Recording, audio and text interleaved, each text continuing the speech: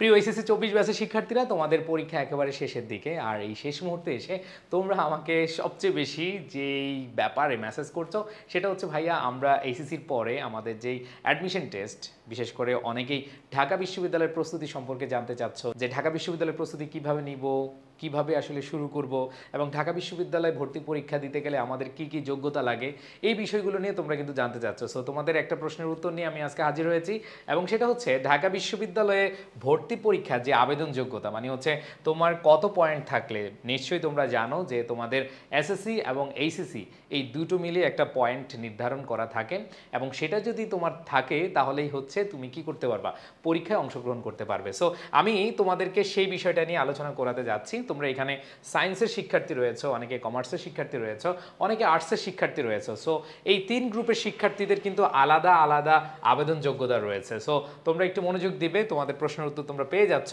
প্রথমে খেয়াল করবে, সেটা হচ্ছে এ ইউনিট, মানে হচ্ছে বিজ্ঞান বিভাগের যারা শিক্ষার্থী রয়েছে তাদের কত পয়েন্ট লাগে। আমি তোমাদেরকে একবারে শুরুতেই বলছি যে বিজ্ঞান বিভাগে এসএসসিতে তোমার পয়েন্ট 3.50 মিনিমাম লাগবে, আর এইচএসসিতে 3.50 লাগবে। এখন অনেকেরই প্রশ্ন, ভাই আমাদের তো এখনও এইচএসসি পরীক্ষা শেষ হয়নি, রেজাল্ট কবে আসবে, কত পাবো, সেটার জন্য বসে থাকবো না। আমি তোমাদেরকে বলি, এইখানে যদি দেখো যে তোমার এসএসসিতে 3.50 আছে মিনিমাম, এবং তুমি মনে করছো যে তোমার এইচএসসিতে 3.50 হবে, তাহলে তুমি প্রস্তুতি শুরু করে দিতে পারো। আর এখানে আরেকটা সমস্যা আছে, সেটা হচ্ছে এই যে 3.50 হয় কত, 7। মোট জিপিএ কত হয়, 7, কিন্তু না, ঢাকা বিশ্ববিদ্যালয়ে ভর্তির আবেদন যোগ্যতা কিন্তু তোমার জন্য 8। মানে হচ্ছে তোমার এই দুটো এসএসসি এবং এইচএসসি, এই দুটোতে যদি তোমার 8 থাকে, মানে 3.50 মিনিমাম রেখে যদি তুমি টোটাল যোগ করে দেখো যে তোমার 8 আসছে, তাহলে তুমি আবেদন করতে পারবা। সেক্ষেত্রে একটু আমি আরও সহজ করে বলি যে ধরো তোমার হচ্ছে এসএসসিতে 3.90 আছে, কত আছে, 3.90। এইবার তুমি এইচএসসিতে 4.10 পাচ্ছ। যদি তুমি সায়েন্সের স্টুডেন্ট হও, তুমি কিন্তু কি এই আবেদন যোগ্যতা নিয়ে এসেছো।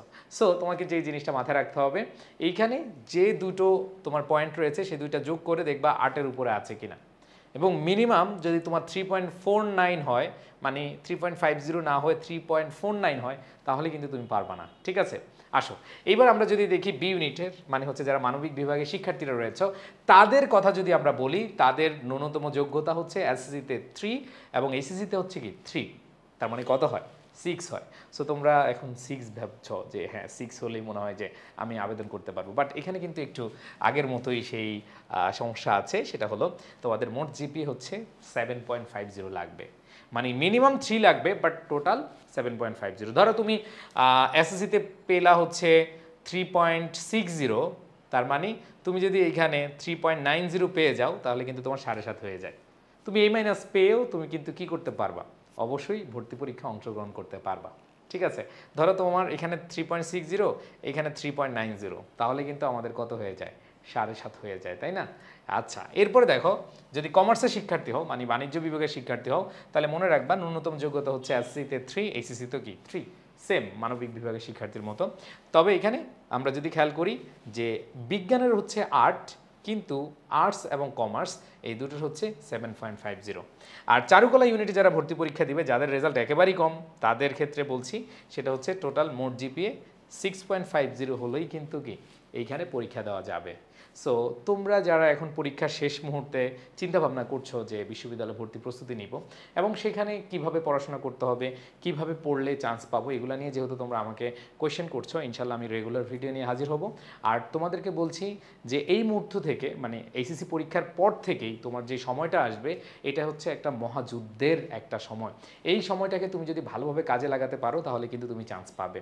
সো তোমরা যেভাবেই প্রস্তুতি নাও না কেন, আমি বলবো তোমার মনোবলটাকে এবং তোমার স্বপ্নটাকে অনেক ভালোভাবে আঁকড়ে ধরতে হবে। হ্যাঁ, আমার এইটাই টার্গেট, এই বিশ্ববিদ্যালয়ে আমি পড়বো, আমার বাবা মার স্বপ্ন এটা, আমি এটা বাস্তবায়ন করে দেখাবো। এরকম যদি তোমার মন মানসিকতা থাকে, তাহলে ইনশাল্লাহ চান্স পাবে। সো তোমরা যারা আমাদের সাথে কোর্স করতে চাও বা আমাদের সাথে জার্নিটা চালিয়ে যেতে চাও, যারা ব্যবসায় শিক্ষা বিভাগের শিক্ষার্থী রয়েছে, তার জন্য আমাদের আইসিইউ ব্যাচ রয়েছে।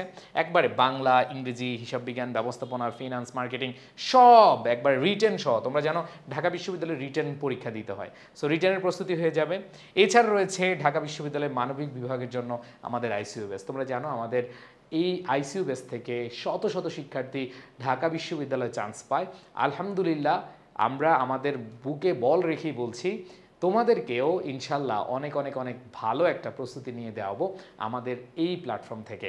সো তোমরা চাইলে যারা মানবিক বিভাগ রয়েছে এবং যারা কমার্সের রয়েছে তারা চাইলে আমাদের কোর্সে ভর্তি হতে পারো। অ্যান্ড দেন যাদের টার্গেট হচ্ছে মেডিকেল, অনেক শিক্ষার্থী রয়েছে মিশন মেডিকেলের সম্পর্কে জানো, আবার অনেকে জানো না।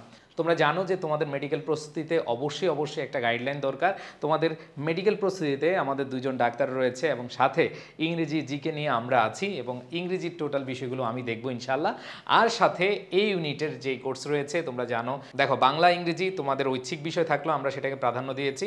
Physics, chemistry, math, biology total written এবং এমসিকিউ সবগুলো ক্লাস তোমরা পেয়ে যাবে। সবার প্রতি শুভকামনা জানাচ্ছি। যারা ভর্তি হতে চাও অবশ্যই আমাদের যেই ওয়েবসাইট রয়েছে অথবা আমাদের যে পেজ রয়েছে সেখানে নক দিয়ে ভর্তি হয়ে যেতে পারো। সবার প্রতি শুভকামনা। আল্লাহ হাফেজ, আসসালামু আলাইকুম।